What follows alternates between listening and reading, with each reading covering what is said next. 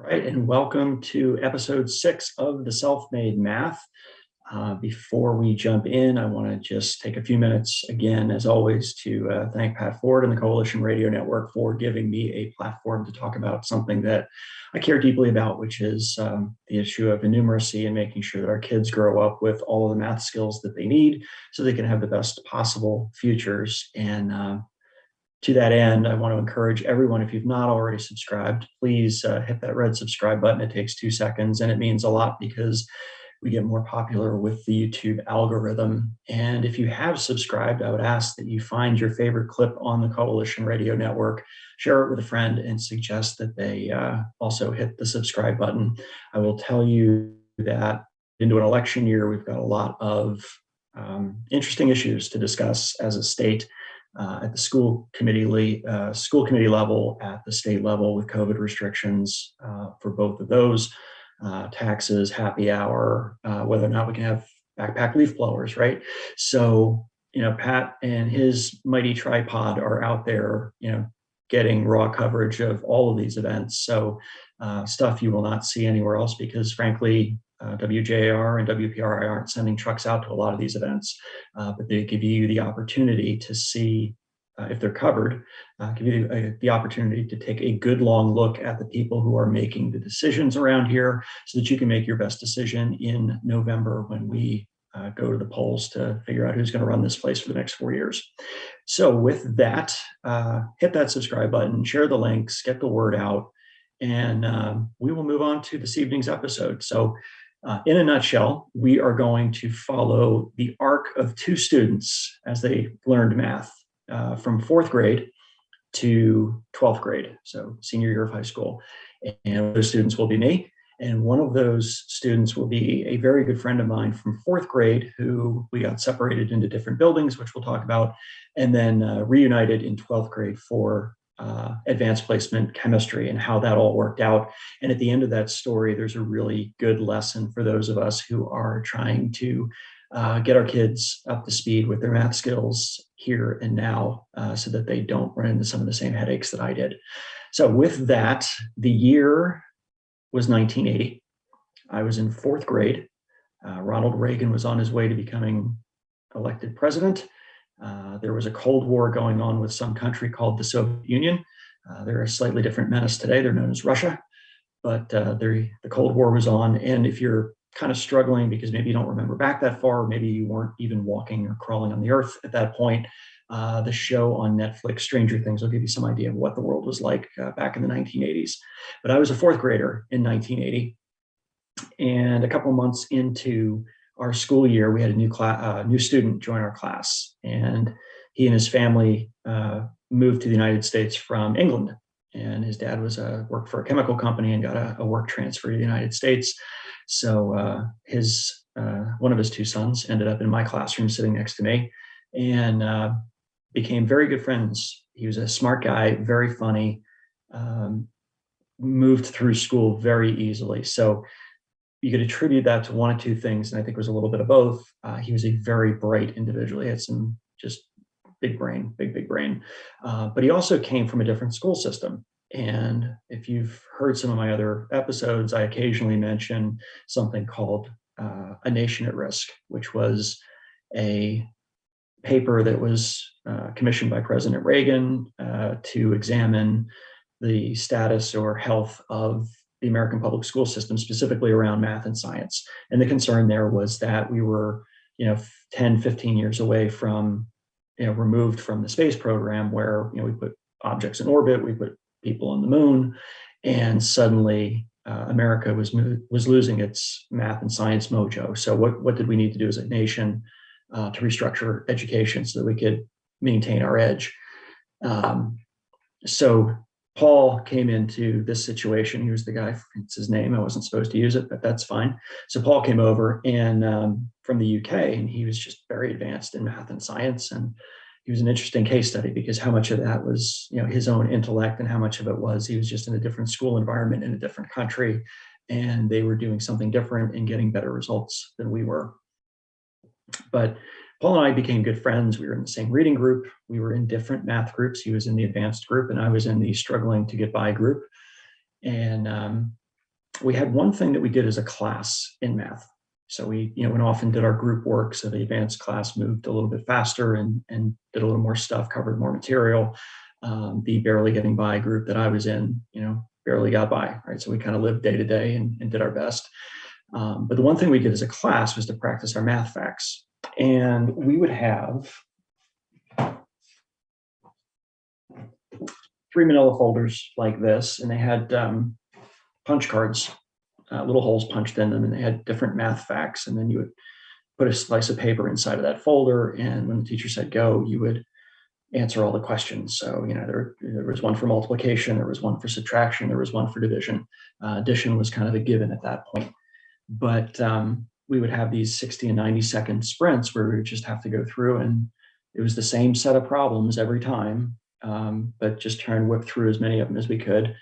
And depending on where we were in the school year, the target might be, well, you got to get 20 right, or you have to get 25 right, or maybe, get everybody up to 30. And as I said, it was the same problems every day. And we might not do multiplication every day. We might move it around between multiplication one day, division another, and subtraction another. But fundamentally, they were still the same problems every day. And there was no guessing penalty. So in other words, if the goal was 20, I might try and get, I might end up answering 25, get 5 wrong, and didn't matter because I still got 20 right and I made my goal. So I was very good at just ramming through facts. I kind of remembered the first, 3 or 4 or 5, every time, 3, 4, just write down 8, 17, 12, and 11. And then you kind of moved on from there. And I did well in that. And Paul had a really hard time with it. And Paul had this strange attachment to being accurate in his work. So he thought a little bit longer, and he might get 15, he might get 18 on a day when we were trying to get 20, but he never quite got over the line. I'll also say that I don't know that he ever got that many of them wrong. He and I sat next to each other, so we would usually switch papers when it was time to grade them. And then we'd have to call out our scores at the end. And, he was never there. And it just frustrated him to no end that he wasn't, here's this guy in this advanced math group and, with all that smarts, but he couldn't quite get through the very mind-numbing, same, repetitive tasks that the rest of us were all doing just fine with. So that was my experience in math with Paul. Advanced group, but for some reason couldn't do the repetitive, menial, mechanical task as well as everybody else. The other thing worth noting about Paul was that his kickball prowess was not nearly as good as his academic prowess in 4th grade. And I had high hopes for him because he came from a country that played soccer. So I figured kickball would be kind of a natural thing. And his offense was okay, but his defense was just atrocious. He was a liability in the outfield. And at least once a week at recess, I always picked him for my team if I was captain, and I always lobbied because he was my friend. But that guy, I think, if I had game film to look back on, he probably has hands too close to his body. So the ball would be up in the air. He would need to catch it to get the out, but he wouldn't extend his arms. And so invariably, the ball would just smack him in the face and then bounce off his face and then hit the ground. So it was a hit for the other team, and people would score, and there would be groaning among people, out in the outfield about why this happened yet again. Paul would be covering his face because he got bonked in the face, and then he would, come up and there'd be tears coming down his eyes. He wasn't crying because he dropped the ball, but because he got smacked in the nose yet again. So everybody gets something. So he was given intellect and maybe, a little less hand-eye coordination than the rest of us. But I would argue that in the end, the intellect that he had was probably the better thing to be born with. So he and I were best friends in fourth grade. We were best friends in fifth grade, very close. And then when sixth grade and middle school started, we ended up in different buildings. We lived opposite ends of a very large town. So we ended up in different junior high schools. And I didn't really see much of him for those 4 years. And then we were reunited in 10th grade when we moved on to high school. So we didn't have a lot of classes together then. He spent his junior year taking calculus, which was even then pretty advanced math for a young guy. He was working for a bank doing some sort of end of day computer processing, where he was running jobs on like a mainframe or something at a local bank and reporting that out. And meanwhile, I was working at McDonald's handing food out through the drive-through window and counting change. And my math class wasn't calculus, but it was actually something called hot dog stand, which at some point I will do an episode on, just to kind of warn parents what happens if you don't pay attention to the math education early in elementary school and early middle school and put the proper time in. You end up playing hot dog stand in junior high, which is just a computer game where you manage a hot dog stand. And fortunately for me, it wasn't actually training for my next career move. It just filled some space. And it was where they put kids who, obviously needed a math credit, but had fallen off the math wagon long ago and just were not going to catch up in junior or high school. They were just too far behind. You're a junior high school at that point. We need to get you out the door at graduation. So into the hot dog stand room you go to learn how to manage a hot dog stand on a computer. So that was the tale of our two math trajectories. Mine was flat and really going down. His was going up. And like I said, he took the AP calculus exam probably his senior year before he even graduated. So he had first year college calculus out of the way. And then in 12th grade, so our senior year, we finally took a class together. And the class was advanced placement chemistry. Now, he belonged in that class. I did not belong in that class. I had a lot of interest in the material. I had enjoyed regular chemistry my sophomore year and thought it was super interesting and liked the lab work. And so the natural thing for me to do my senior year was to take AP chemistry 2 periods a day with some of the smartest science students in our high school. And that did not go well. I was fortunate to have a teacher who kind of saw what was going on, realized that I didn't belong in the class. There was no way to schedule me out of the class. And so he was kind of stuck with me for the year.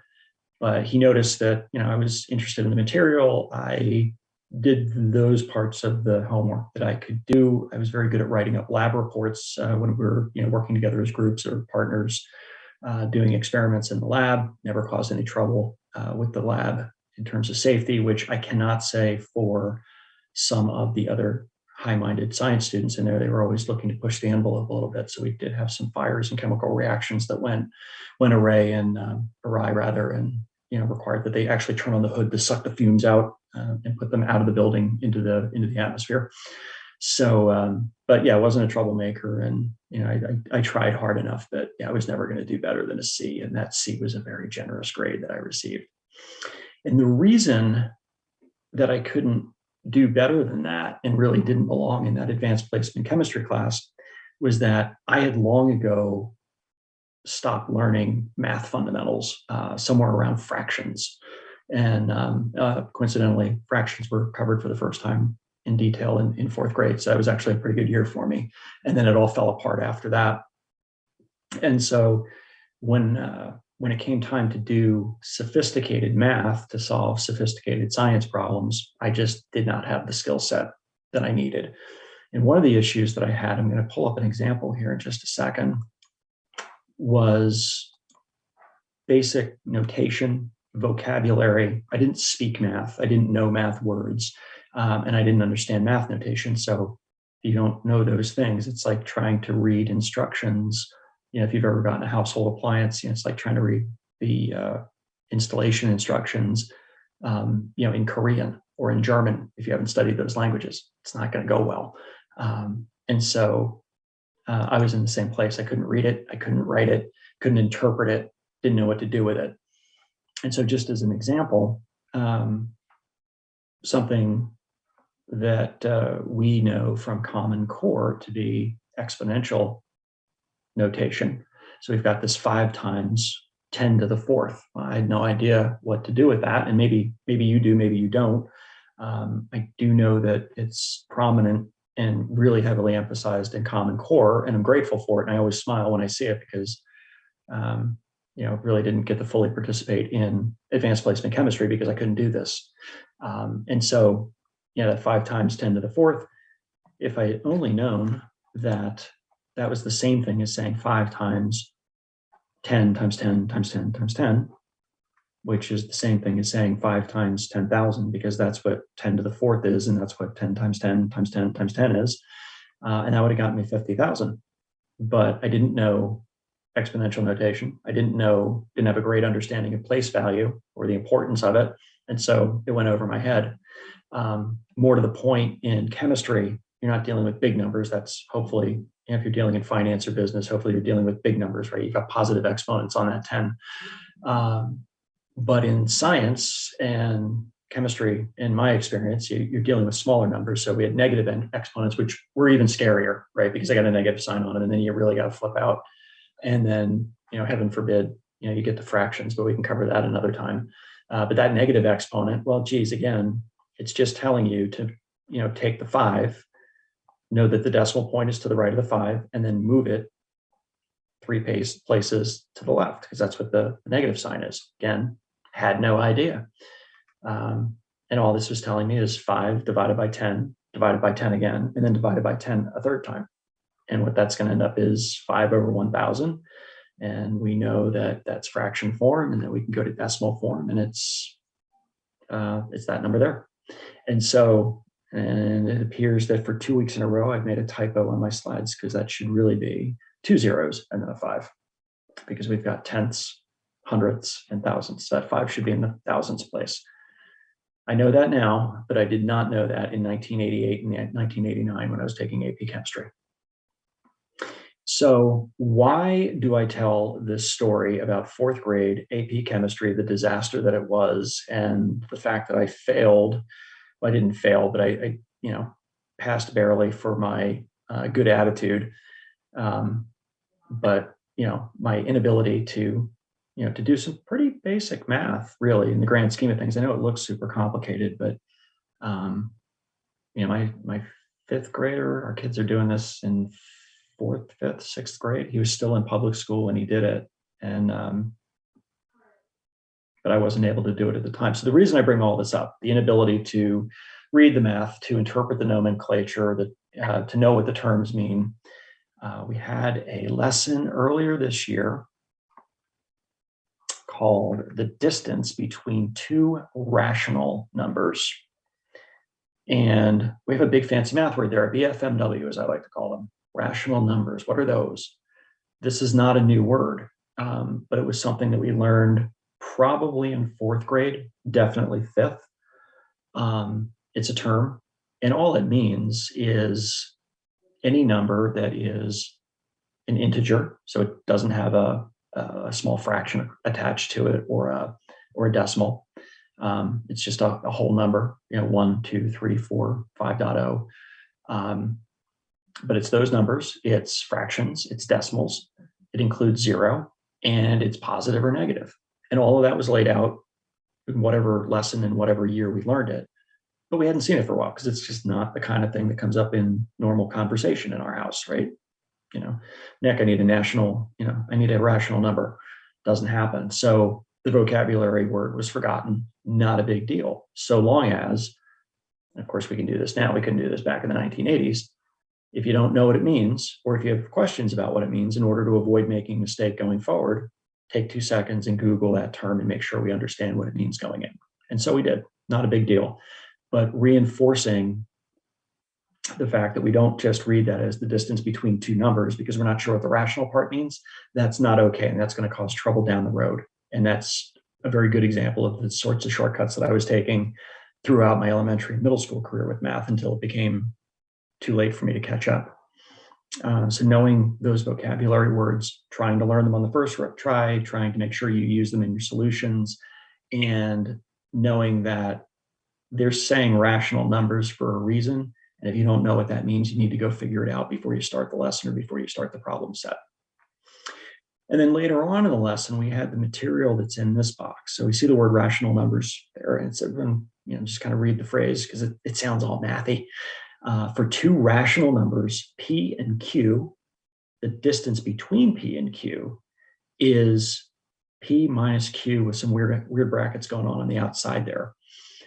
And there's a lot going on there, and we're in 7th grade now, so things should be getting a little more complicated. We know what the rational numbers are, we covered that, but what about those red arrows pointing down to those straight brackets? They're not curly brackets, they're straight brackets, and they might have appeared vaguely familiar. And we, my son, to kind of rat him out a little bit, his first instinct was to just ignore them and just say it's P minus Q. Well, as we got into the problems, that didn't always work. So we had to go back and figure out what do those brackets mean. And I knew what they meant and I knew where we were going, but I wanted him to learn the lesson of everything that's written on that page, every symbol, every letter, every word is there for a reason. It's all deliberate. They don't just write this stuff down because it looks nice or because it sounds nice. Math is very prescriptive. And so you need to understand what every element in that box means before you move on.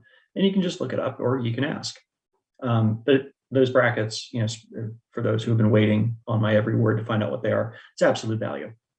And absolute value, again, was addressed at least a year ago, probably 6th grade. Now we're in 7th. May have come up in an earlier module in 7th grade. Point is, it had been introduced before. We had done some work with it. We learned the concept, and then it went away for a while. Rational numbers went away for a while. We don't talk about absolute value frequently in our house either, unless that's what we happen to be studying in math. And so we had an example of a concept and a vocabulary word from the past that we learned, kind of forgot or put in the deep memory, and then needed to kind of bring back up to the surface in order to do the work that we were trying to do on that particular day. And it brought me back to the fundamentals that I never learned, the things that I never learned how to interpret, the things that I took for granted. And so he and I had a discussion about, like I said, everything on here is on that page for a reason. Generally speaking, there are no mistakes. Nothing's there by accident. It all means something and it's all important. And while you might be able to get away with ignoring the absolute value brackets on some problems, because you can, there will be times when you can't. And that's why the absolute value brackets are there in the first place. And so I try to continually reinforce, the need to be able to read math. Rational numbers is, those are English words. They're written in English in this case, but they have a specific meaning to math, and you have to understand that. Those brackets that they put around P minus Q, they're not curly, they're not curved, they're straight. That means something. It has a very particular meaning, and absolute value is a concept that has a particular meaning that you have to understand. And so inability of being able to do the mechanical work like I was with those 4th grade math fact tests that my friend Paul, kind of struggled with. In that same way, it's great to be able to do the mechanics, but if you don't know what you're doing or why you're doing it, mistakes will follow, or you'll develop bad habits where you start skipping steps that you really shouldn't be skipping. And your answers will eventually reflect the fact that you're not doing what you need to be doing in a particular situation. And so my message to everyone is, and it starts very, very early in the Common Core curriculum. Everybody, people use different curriculums. If you're homeschooling, there's a bazillion of them out there. People frequently, move through a couple of them before they find the one that, that fits the parent's teaching style and the child's learning style. But certainly if you're doing Common Core, it's a very technical, very precise curriculum. And these big fancy math words are introduced pretty early to young kids. I mean, I found some of my notes from third grade with my son. He was still in public school at that point, and we were using some pretty sophisticated words, some very technical words that certainly we weren't using back in the 1980s when I was, in third grade doing math. So, just sticking with, if you're in a technical, using a really technical curriculum like Common Core, that vocabulary, that notation, it all matters. Make sure you understand it. You don't need to memorize it every time, but just know that you may need to go back and look it up, and you can always do that.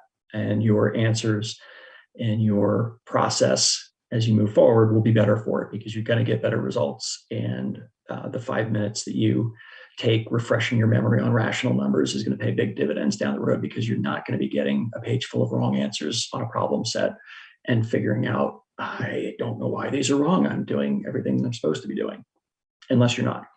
So that is tonight's lecture on kind of bringing your kids around on math and making sure that they're getting what they need and doing what they need to do in order to be successful as they move on. As I said, once you get out of facts, in that first and second grade, the concepts start to come, and the concepts are like Legos. They snap together, they build on each other. And the stronger that foundation is early, the easier it is to add to it later. And the more success and more opportunities that your learner is going to have later on in their academic career, and then once they go out in the world as well.